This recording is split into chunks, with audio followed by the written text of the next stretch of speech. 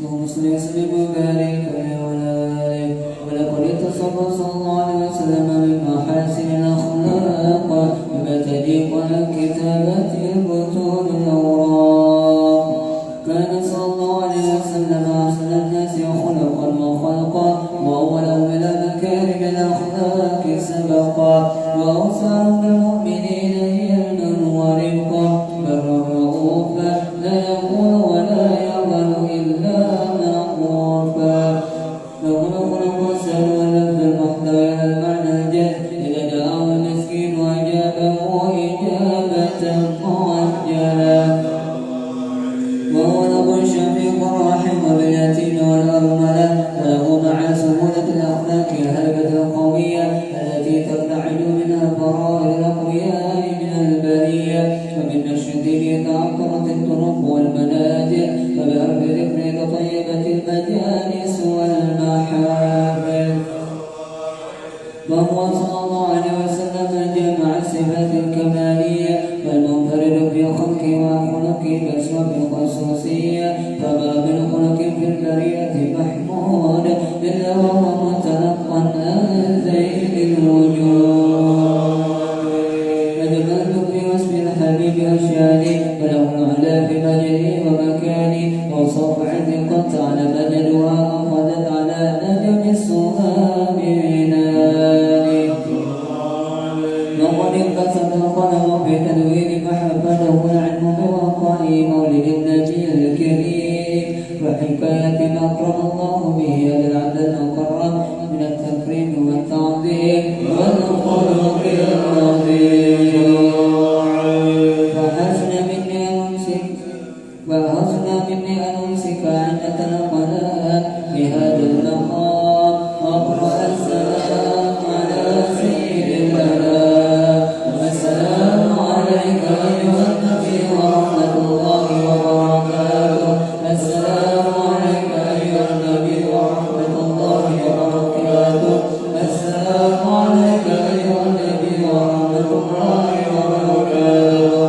وبذلك يسن الختم كما يسن التقديم عليه أفضل الصلاة والتسليم.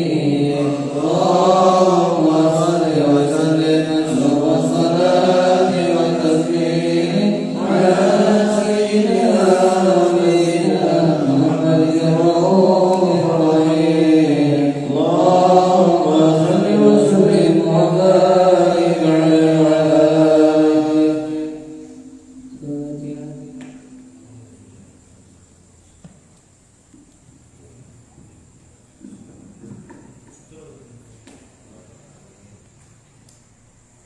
آمين. بسم الله الرحمن الرحيم.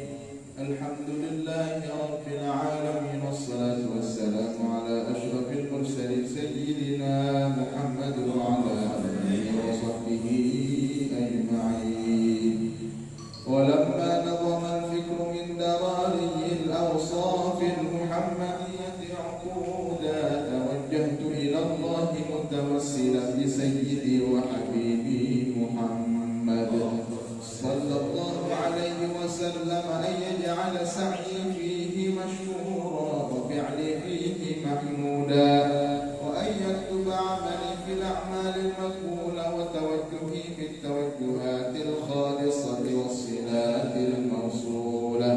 اللهم يا من إليه تتوجه الآمال فتعود ظافرة وعلى ما بعزته تحط الرحال فتغشاها منه الفيضات الغامرة. نتوجه إليك بأشرف الوسائل لديك سيد المرسلين عبدك الصادق الأمين سيدنا محمد الذي عمت رسالته العالمين أن تصلي وتسلم على تلك الذات الكاملة مستودع أمانتك وحفيظ سرك وحامل راية دعوتك الشاملة الأب الأكبر المحبوب لك والمخصص بالشرف الأفخر في كل موطن من مواطن القرب وموهب قاسم إمدادك في عبادك وساقي كؤوس إرشادك لأهل ودادك سيد الكونين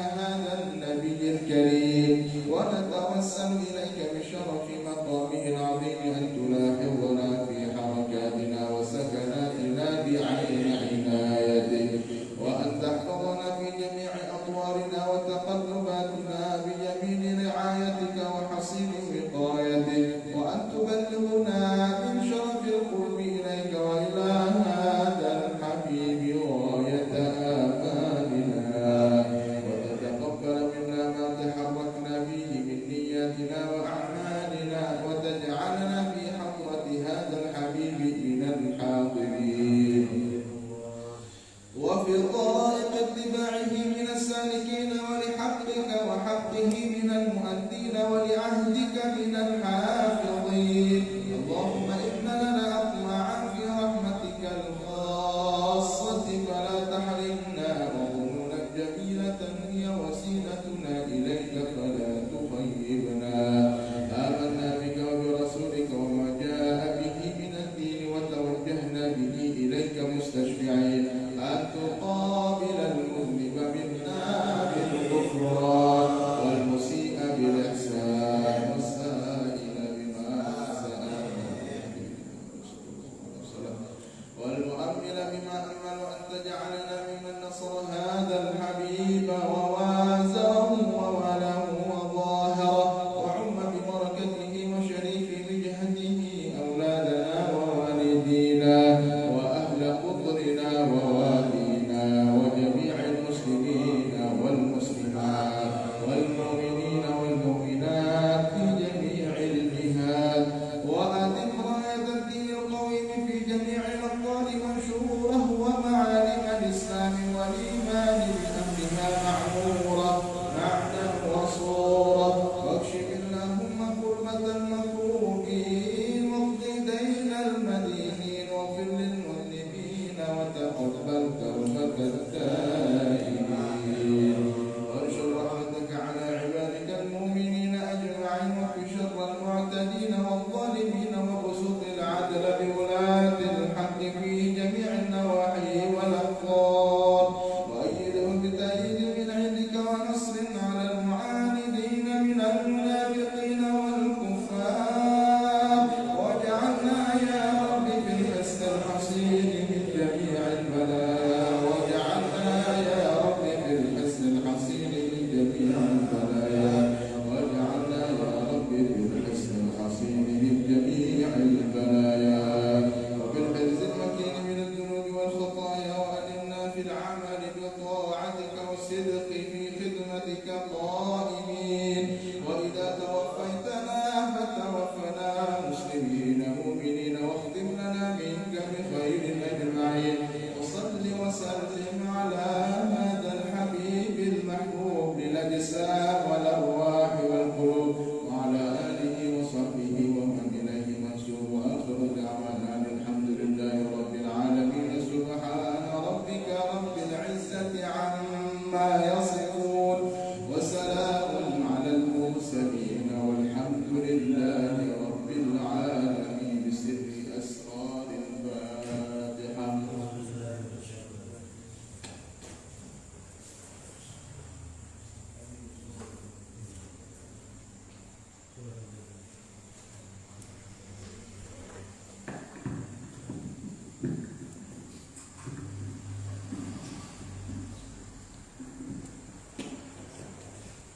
السلام عليكم ورحمة الله وبركاته.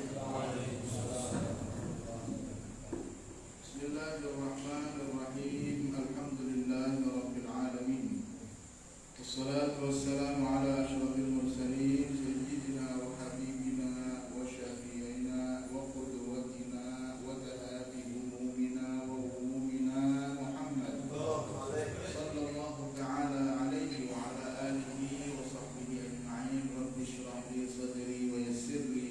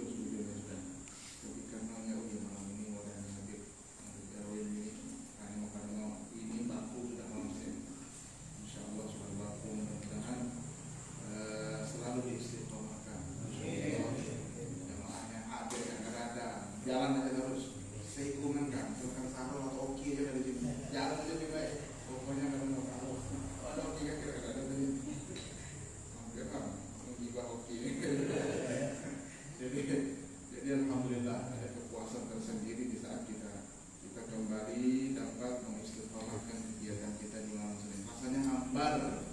Kita maulid ini. Seminggu kada maulid rasanya hambar banget. Makanya bersyukurlah tadi kita kepada Allah dan kembali kita berdoa mudah-mudahan senantiasa diistiqamahkan untuk bersolawat kepada Rasulullah Sallallahu Alaihi Wasallam. Kita kembali lagi pada materi nasihat Imam Abdullah bin Alawi Al-Haddad Bisanad al-Muttasil ila mu'allif al-kitab, yang sangat bersambung kepada Al-Imam Abdullah bin Alawi Al-Haddad dari kitabnya Risalatul Mu'awanah wal Mubaharah wal Muhazarah lirraghibin minal mu'minin fi suluki thariqil akhirah.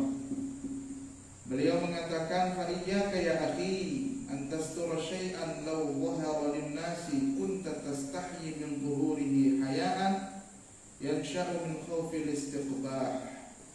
Qala ba'dul 'arifina la yakunu as-sufiyyu sufiyyan hatta yakuna bihaythu law tifa bi jami'i ma fi batinihi 'ala tabaqin fi as-suqi mastahya min dhuhuri shay'in minhu.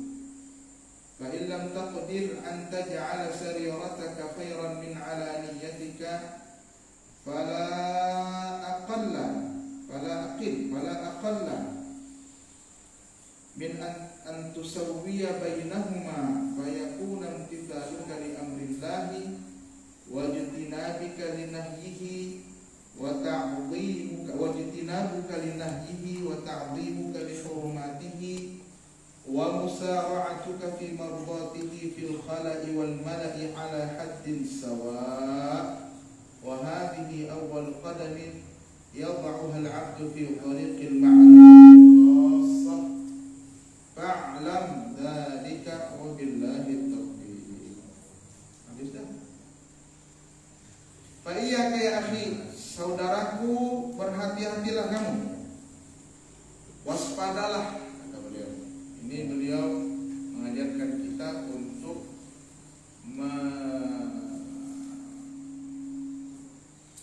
menstabilkan antara tampilan luar dengan tampilan dalam. Jadi kata beliau pada materi sebelumnya, pada nasihat sebelumnya, wahai saudaraku, perbaikilah apa yang ada di dalam hatimu sehingga yang di dalam itu lebih baik dari tampilan luar. Kemudian beliau mengatakan, jika ada orang yang mengaku dirinya sudah bagus, bahkan dirinya sudah makmur dari segi dalamnya, bagian dalam tubuhnya, batinnya sudah baik, tapi dia tidak pernah terlihat melakukan ketaatan, maka dia mudda'in kadzabun, maka dia termasuk orang yang mengaku-ngaku dan pendusta. Ini yang kita lihat banyak sekarang, ngakunya belajar ma'rifat kesana kemari. Sebetulnya apa yang dihadapi oleh Imam Haddad pada abad ke-11 dulu, sekarang sudah abad ke-14 Hijriah. Apa yang dihadapi beliau, objek dakwahnya itu kayaknya sama kayak sekarang, di mana banyak orang mengaku-ngaku ngikut ma'rifat, pengajian, majelis ma'rifat, tapi hasilnya keluar dari majelis itu malah meremehkan orang, berurusan kepada orang. Saya, para jemaah sekalian, kita pokoknya harus punya komitmen. Majelis kita malam hari ini dan kapanpun majelis itu, harus kita punya komitmen. Setelah keluar dari majelis ini, jangan pernah kita merasa diri kita lebih dari orang itu. Gitu. Walaupun orang itu berbeda pendapat lawan seorang nih, walaupun dia tidak sesuai klubnya dengan kita, kecuali klub bola ada bapak Liverpool lawan Real Madrid. Kalau kita Real Madrid bisa itu sudah harga mati itu, dia itu bisa itu. Kalau klub bola ya ada masalah. Klub bola, bulu tangkis kalau misalnya Indonesia lawan Malaysia, siapa pilih? Kamu pilih siapa nih? Ada tanda dia. Kalau itu ada masalah. Cuma yang lain daripada itu, hanya karena perbedaan pendapat atau merasa dirinya sudah sampai pada tingkat ma'rifat kepada Allah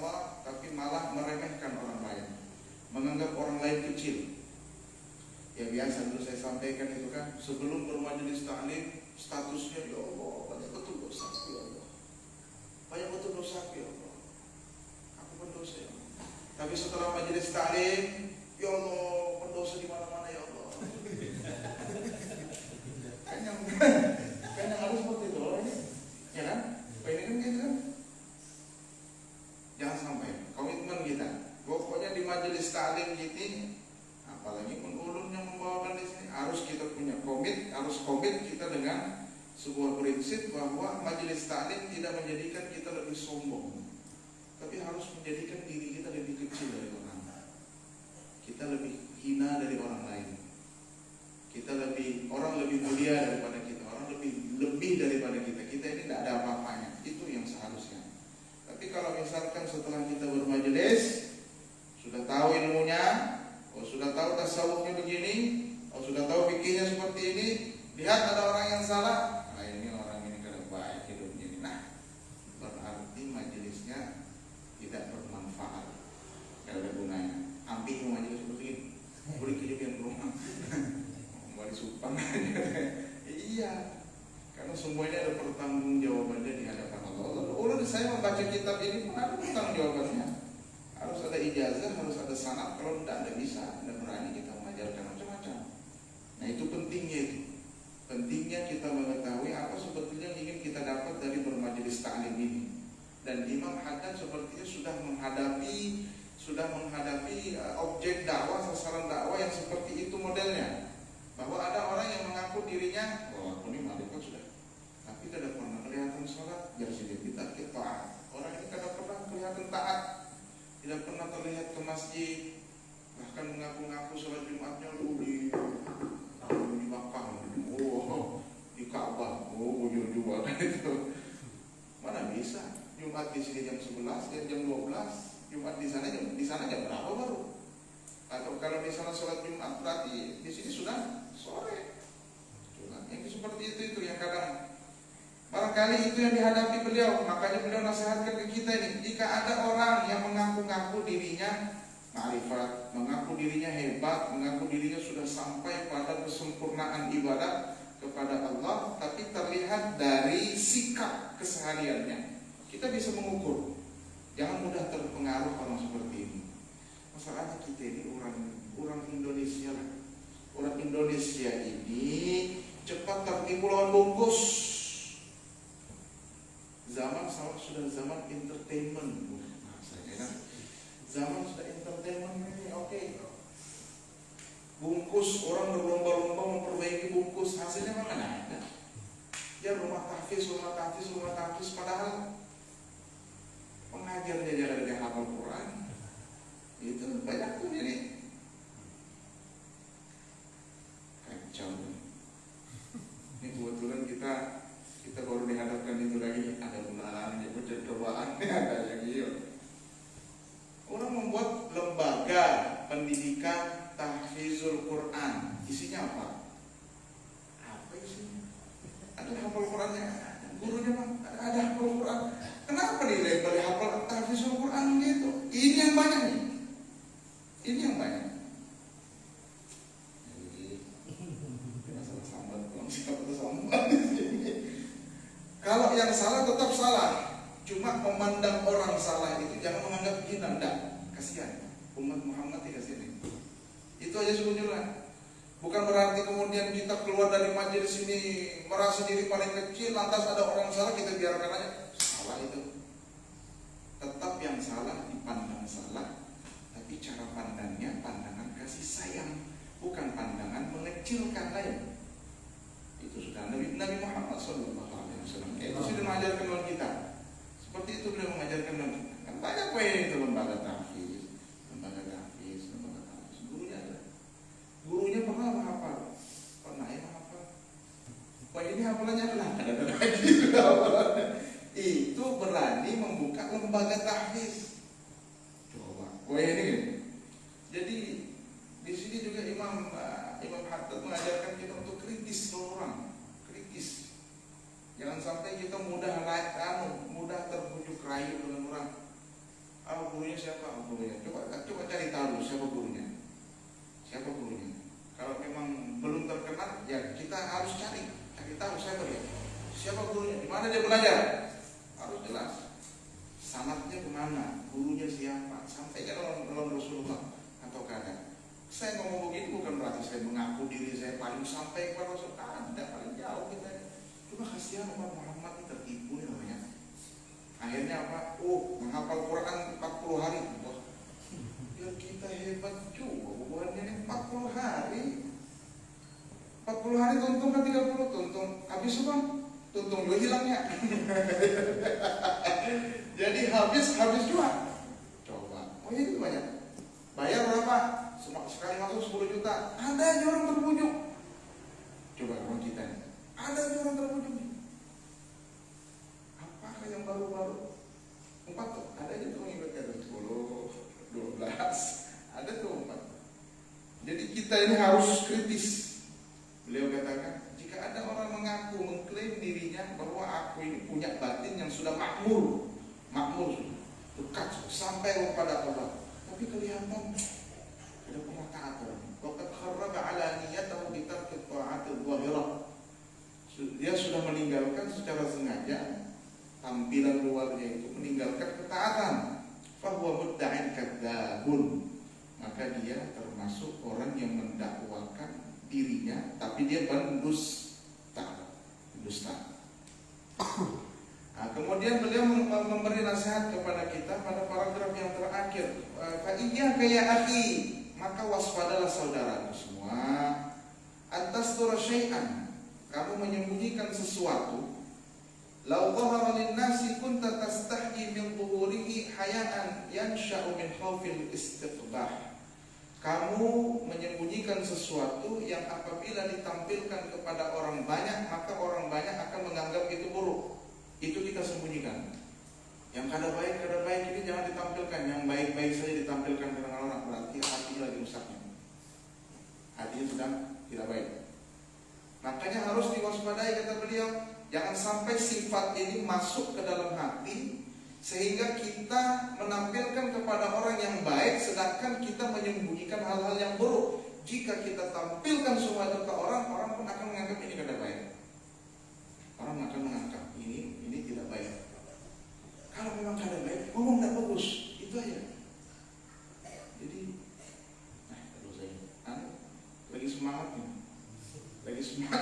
lagi semangat benar ini. Wisuda tahfiz Quran. Ada tangan lagi. Wisuda tahfiz Quran,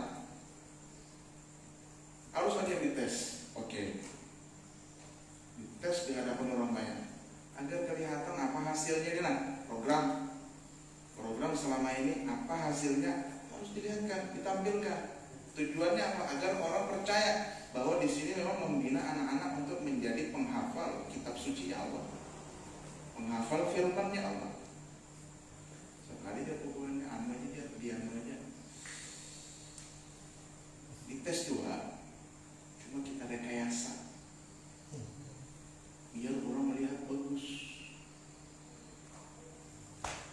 Kita ini menggunakan kayak itu, apa bedanya berdusta?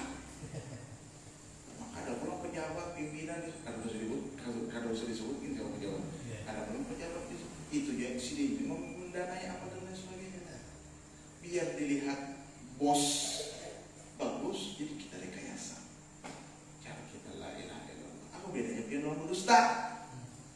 Perkara lain saja yang bukan Al-Quran, kalau direkayasa bagus kada?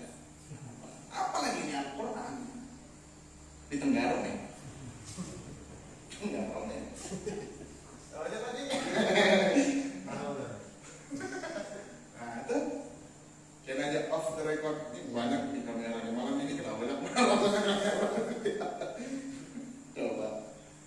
Biar bos kita senang gitu ya. Biar bos kita senang. ABS asal bos senang. Jadi kita rekayasa. Lihat kita mendengar kayak itu. Apa bedanya kita ini berdusta? Perkara lain saja kalau disembunyikan, kalau direkayasa tidak baik. Apalagi ini Al-Quran. Tuhan yang punya nih, direkayasa pun baguslah. Biar bos senang. Walau akhirnya apa? Aku kan bisa dikritik. Aku ini pimpinan di sini. Oke, kalau gitu.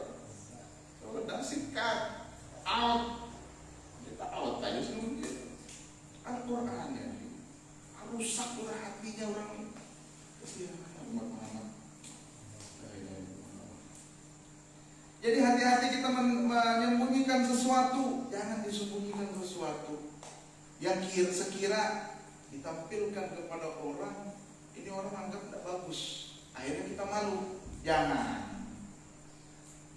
Jadi di sini dilatih kita oleh Imam Haddad, dinasihati bahwa apa yang ada di dalam tubuhmu itu sama, apa yang ada di dalam batinmu itu sama dengan tampilan lahirmu, sama, dan yang berbeda.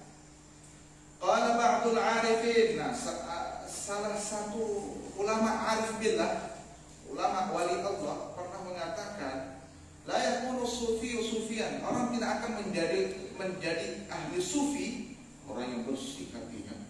Tidak mungkin orang itu menjadi bersih sufi dia, hatta yakuna bihaitsu law tifa bi jami' ma fi batinihi ala tabaqin fi suq mastahya min dhuhuri syai'in minhu. Orang tidak bisa menjadi seorang sufi yang bersih hatinya kalau belum mampu, kalau dia orang tidak akan bisa menjadi sufi, orang tidak akan bisa menjadi bersih hatinya sampai dia berani untuk menampilkan, andai saja ditampilkan batinnya ke pasar, ke pasar, orang semua mengetahui. Saat ditampilkan batinnya di hadapan orang-orang pasar, tidak ada rasa malu dia. Maksudnya baik-baik semua, bukan memang dasarnya ada tahu malu. Pulang di sana itu ada tahu malu namanya.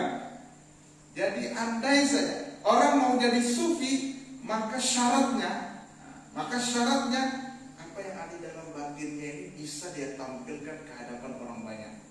Maksudnya sekira kalaupun ditampilkan kepada mereka tidak ada timbul rasa malu. Tapi kalau kita masih malu-malu, masih ada yang disembunyikan, ya sudah. Berarti memang dasar belum bersih lagi hatinya. Maka perlu kita perbaiki. Fa in lam taqdir an taj'ala sarirataka khairan min alaniyatika fala aqalla min an tusawwiya bainahuma. Kalau kamu tidak mampu, hai saudaraku, untuk menjadikan batinmu itu lebih baik dari tampilan luarmu, maka jangan kurang dari meratakan antara tampilan batin dengan tampilan lahir. Tidak bisa yang batin lebih bagus dari tampilan yang lain. Oke, setidak-tidaknya bisa setara, sama, tidak ada yang berbeda. Jangan sampai tampilan luar jauh lebih baik dari tampilan dalam, karena memang ada yang disembunyikan, tapi sekurang-kurangnya dibuat rata. Apa yang ada di dalam batin orang tidak melihat saya dengan orang pada saat melihat saya tidak ada bedanya, sama aja. Wah itu memang nyaman kok benderanya, tapi ngalinnya luar biasa ya. Tinggalinnya benderanya nyaman aja. Tapi itulah nasihat. An-nasihatu sahlun, kata Imam Al-Ghazali. Memberi nasihat itu mudah. Emang beri nasihat nyaman, kenapa? Siapkan mikrofon, nyaring sudah orang semua dengar. An-nasihatu sahlun, memberi nasihat kata Imam Ghazali mudah semudah-mudahnya. Wal mushkilu qabuluha, yang sulit menerimanya. Menerimanya dalam arti bukan hanya dimasukkan dalam hati, dipraktekkan dalam keseharian.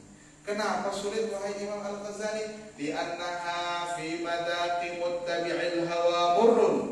Karena nasihat itu kalau berhadapan dengan indera perasa orang-orang yang masih mengikuti hawa nafsunya, pahit rasanya. Masuk di lidah orang yang hanya mengikuti hawa nafsu, nasihat itu pahit rasanya. Kenapa? Idil manahi mahbubatun fi qulubihim, karena semua larangan itu hatinya masih senang. Nah, jadi memang nyaman aja, bukan nyaman Ustaz, ya nyaman bukan deh. Tapi ini apa ini? Implementasi amalnya kayak apa? Aku dikali. Tapi harus ada perubahan. Harus ada perubahan. Sedikit demi sedikit. Karena ini majelis kita. Fayakunu imtithaluka li amrillah, sehingga kepada perintah Allah, wajtinabuka linahyihi, dan menghindarmu dari larangannya, wa ta'dhimuka li hurumatihi, dan membesarkanmu terhadap apa yang diharamkannya, apa yang dimuliakannya, wa musara'atuka fi mardatihi, dan bergegasmu mengejar ridhanya, fil khala'i wal malak, baik dalam kesendirian atau di tengah halayak ramai, ala haddin sawa, sama, tidak ada yang berbeda. Baik di depan orang aku salat duha, di belakang orang salat duha juga. Di belakang orang aku salat witir, di depan orang salat witir. Di belakang orang aku mengaji juga, mengaji sejuz sehari. Di hadapan orang mengaji sejuz juga. Itu paling bagus, itu yang minimal kata beliau, minimal, jangan kurang daripada itu. Kenapa harus seperti ini? Nah, ini yang terakhir. Ada baris kalimat terakhir. Yang hendak menjadi wali Allah, tapi hendak jadi wali. Anak jadi wali Allah, disinilah beliau mengatakan, wa hadhihi awwal qadamin. Ini adalah langkah pertama, yad'uhal 'abdu, yang ditapakkan oleh kakinya seorang hamba, fi tariqil ma'rifatil khassah, dalam jalan menuju ma'rifat yang sempurna. Ini langkah pertama kita untuk mencapai tingkat ma'rifat kepada Allah. Jalan pertama, mau dapat ma'rifat, hendak jadi wali, boleh aja. Apa cita-cita itu? Aku hendak jadi wali, ada apa? Tapi harus kita tahu bagaimana caranya itu ada. Loh, beda kalau Nabi tidak bisa. Apa cita-cita? Aku hendak jadi Nabi, kok sesat? Tidak bisa. Karena karena menjadi Nabi itu wahbi, bukan kasbi, bukan wahabi lain. Wahbi dan kasbi. Kalau wahbi pemberian, menjadi Nabi pemberian, sudah ditutup oleh Tuhan, habis sudah dengan diutusnya baginda Rasulullah SAW. Tapi kalau kasbi diupayakan, masih bisa. Di antaranya jadi wali. Nah, jadi wali, ada caranya. Ini caranya. Kata beliau, langkah pertama kita untuk sampai pada tingkat makrifat yang khusus, dalam bahasa sederhananya, jadi wali adalah ini tadi, untuk memperbaiki batin kita sekurang-kurangnya setara dengan yang ada di lahir kita. Jangan terbalik, jangan sampai yang lahir bagus, yang batin tidak bagus. Tapi lebih sempurna, yang lebih bagus itu tadi. Sekurang-kurangnya kita bisa menyamakan antara lahir dan batin. Ini termasuk nasihat yang luar biasa dari seorang wali, Al-Imam Abdullah bin Alawi Al-Haddad, penyandang As-Siddiqiyatul Kubra, yang menyandang pangkat wali kutub. Siddiqiyatul Kubra terlama berapa tahun? 60 tahun. Ada orang yang menyandang wali kutub tidak sampai seminggu, ada yang 1 bulan, ada. Dan memang menyandang pangkat kewalian, apalagi wali kutub, dalam bahasa lain As-Siddiqiyatul Kubra, itu tidak mudah. Al-Imam Abu Zakaria Yahya bin Sharaf An-Nawawi, atau yang kita kenal dengan nama Imam Nawawi, beliau juga disebutkan, ada Imam Ibnu Hajar Al-Haytami di dalam kitab Tuhfatul Muhtaj, pernah menyandang pangkat Siddiqiyatul Kubra. Imam Nawawi yang biasa kita bacakan itu Riyadhus Shalihin, itu beliau buat, atau kitab Al-Adhkar itu beliau yang buat, atau kitab Arba'in An-Nawawi itu kita buat. Makanya alhamdulillah kita bisa dimudahkan ini mengaji kitabnya Wali Allah Ta'ala. Itu dua pesan keguruan pembahari Abuya almarhum Abuya Syarwani Zuhri Jarsidin Ikam menghadap pengajian. Jangan pernah kada berkitab, pakai kitab.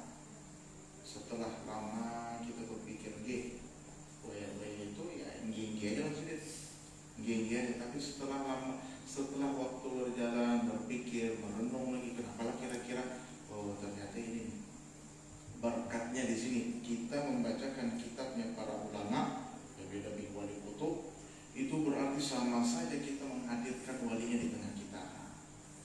Sama saja kita menghadirkan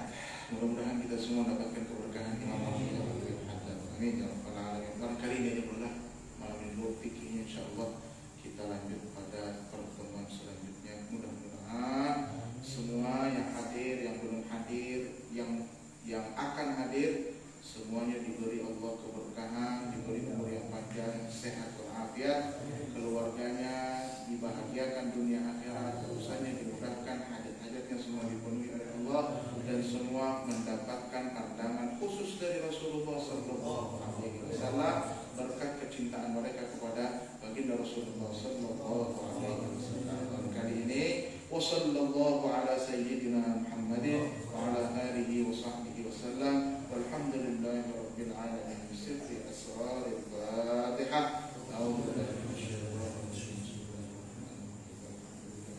Amin.